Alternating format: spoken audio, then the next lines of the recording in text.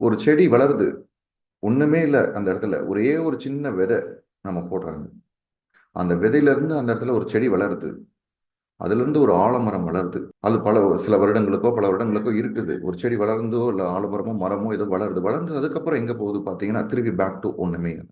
இல்ல காஞ்சு, திருப்பி வந்து எங்கிருந்து வந்ததோ அந்த இடத்துக்கு போயிடுது. ஸோ ஒவ்வொரு விஷயமும் நம்மளோட இதுல வந்து வந்து பார்த்தீங்கன்னா, ஒண்ணுமே இல்லாத, அதாவது பூஜ்ஜியத்துல இருந்து வாழ்க்கை ஆரம்பிக்குது. பூஜ்ஜியத்திலிருந்து திருப்பி வாழ்க்கை போகுது. ஏன் இதுல முக்கியமானது வந்து என்னன்னா, நாம எங்க விட்டோமோ அங்க இருந்து திரும்பி ஆரம்பிப்போம். ஸோ பூஜ்ஜியத்திலிருந்து ஒவ்வொரு விஷயங்களும் ஆரம்பிக்கப்படுது. அது எந்த உலகத்துல இருக்கிற ஒவ்வொரு பொருளா இருக்கட்டும், அது வந்து இந்த இந்த ஒரு ஒரு ஒரு ஒரு பாறை இருக்குது. அந்த பாறை வந்து ஒரு காலப்போக்கில் அது அப்படியே கரைஞ்சு கரைஞ்சு நமக்கு வந்து வந்து அந்த இடத்துல வந்து பார்த்தீங்கன்னா அது வந்து அப்படியே ஒரு ஒரு மண்ணா மாறிடுது. திருப்பி அந்த இது உருமாற்றம் நடக்குது.